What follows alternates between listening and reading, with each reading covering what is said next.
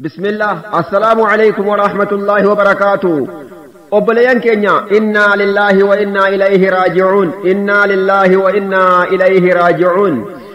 قوتي خليسا مسنورت دي بيجرا خليسا ور أمان تابرا دين كينيا رت بباتورن أرس كنو دين كينيا رت بباتورن خليسا سلامون شفرا إرقام ربي رفساتور أبارس ربي سرت هاجراتو arras amantii waaqeffataa kunoo nutti qabsaa jira. Godina Harargee lixaa aanaa hawwii guddinaatti wanni mul'ataa jiru waan qaama nama suukanneessu, waan qabsoo jabaa, waan qabsaa'uu qabnu jechuudha. Muslimni kaleessas qalbii cabaa, arras qalbii cabaa jira jechuudha. Obboleeyyan keenya warreen aanaa hawwii guddinaa jirtan qabsaa'uu qabda, mirga keenya gaafatuu qabna, walumaan mirga keenya gaafatuu qabna. Keessaa'uu warreen biyya san jirtan, warreen biyya hawwii guddinaa aanaa hawwii guddinaa godina Harargee lixaa san jirtan jechuudha. Waan dubbiin kun irra gahe ammas akkuma kaleessaa ukkaanfamtee afuudhaa deemti. Sobanii seeraaf dhiyeessiree jechuudhaaf deeman jechuudha. Kanaaf obboleeyyan keenya wanni hunduu gumaa qaba. Wanni hawwii guddinaatti ta'aa jiru kunoo darasoonni diiniidhaaf mana haadhaaf abbaa isaaniitii ba'anii qaraatii isaaniitti bobba'anii zaawiyyaa galan.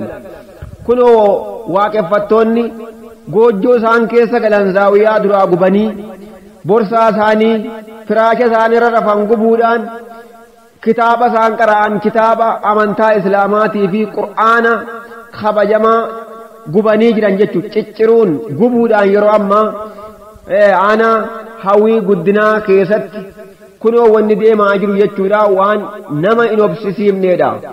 Viidiyoo kana sheer gootu malee hin dhiisin. Sheer godhi. Viidiyoo kana sheer godhiitii hunda biraan gahi. Kun qabsoo barbaachifti. Gumaa barbaachifti. Namni yoo wal ajjeesse gumaa kaffalama, ajjeefamee kaffalama. Akkasuma yoo isaan masjiida keenya guban nutis bataskaana isaanii gubuu qabna. Maaliif qisaasa baasuu jechuudha. Akka amantaa islaamaatti nama ajjeefnaan ajjeefamuu innis barbaadamee ni ajjeefama, qisaasa kaffaluu jechuudha. Wanni tokko yoo bade wanni sanatu kaffalama jechuudha. Hattaa qodaan takka yookaan weelkaan tokko yoo cabee weelkaadhaan kaffalama. Masjidni yoo diigame bataskaanaan kaffalama. Kanaaf wanni ukkaanfamee irra taa'amu hin jiru jechuudha.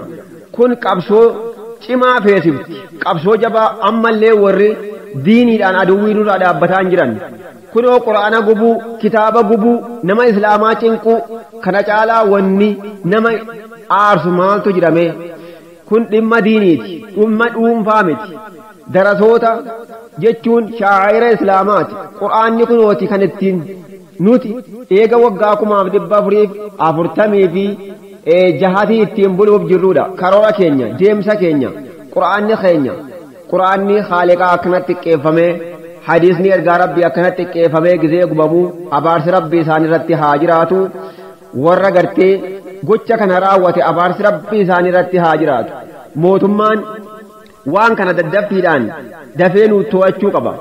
Osoo arra bataskaanni tokko gubate qaata balaan bu'e hattaa jechuudha isa irratti raawwatee miti shakkamtoonni fi warri biyya sana jiru isin maaliif calliftan jedhanii qaata lubbuu nu keessaa baasan jechuudha. Dhimmi quraanaa gizee tuqamuu, dhimmi amantaa islaamaa gizee tuqamuu, amantaan islaamaa kun abbaa dhabee jira jechuudha. Nutis immoo dadhabaa taanee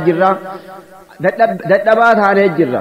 Dur zamana duraanii waan hanganan geenye takkaaf jecha lolamaa duulamaa ture. Arra immoo wanni guddaan akkanaa gizee balleeffamu cal jedhamee ilaaluun kun baay'ee jechuudha hammaataadha. Kun yoo duunes yoo ajjeefnes nuti qabsaa'oodha. Ajjeefnus duunus galmi keenya jannata insha Allah. Kara lachuuttu zaalima kan amantaa keenya jechuudha diiguu deemu kan jechuudha quraana cicciru yoo irratti shahiinne yoo duunellee galanni keenya jannata.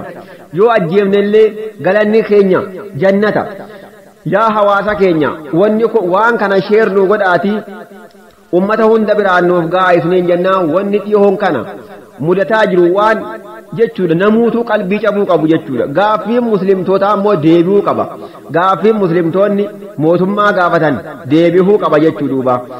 Waxabajjii 2 baatii 10 bara 2007 kan jechuudha ammallee gochi kun raawwatu guyyaa lama baatii 10 jechuudha baatii 10 bara 2007 zaawiyaanis gubamtee jirti jechuudha kitaabni fi quraanni hedduun gubamee jira uffanni darasoonni uffatan borsaa wajjin firaashiinis hedduutu gubamee jira jechuudha kanaafuu gaaffiin keenya akka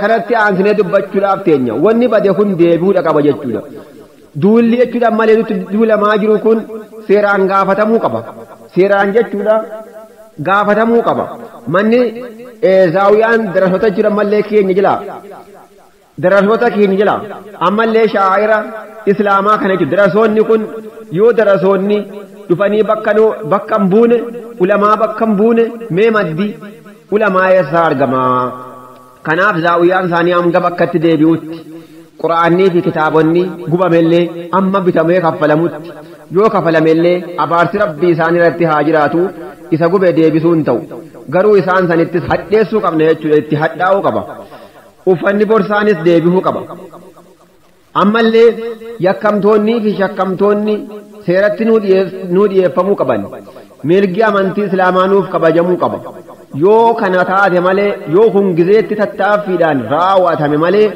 qabsoon keenya qabsoo ta'uu qaba hiriira ba'uu qabna wanni hundi namni amantaa islaamaa hordofu hundi hiriira bahuu qaba jechuudha waan kana waan laaftuutti ilaaluu hin qabnu gizee amantaan islaamaa tuqame namni dubbatuuf waa xiqqisho osoo waa'ee sabaa ta'e dhimma sabaa ta'e dhimma gartee bataskaanaa ta'e dhimma biraa ta'e qaata balaan gadarcaati jechuudha kanaaf duunus ajjeefnus nuti shahiideedha jechuudha shahiideedha kanaaf sodaattuu jedhamnee maqaa baafamuu hin qabnu sodaannee moggaa deddeemuu hin qabnu arrabaanis qabsaawaa harkaanis qabsaawaa karaa hundaan qabsaahuudha qabna daawwattoota keenya viidiyoo kana sheer nu godhaati kunoo qur'aana akkasitti ciccirame kana ni gartan kunoo viidiyoo irratti ni gartan kanaaf daawwattoota keenya viidiyoo kana sheer nu godha obboleeyyan keenya assalaamu alaykum wa rahmatullaahi wa barakaatuhu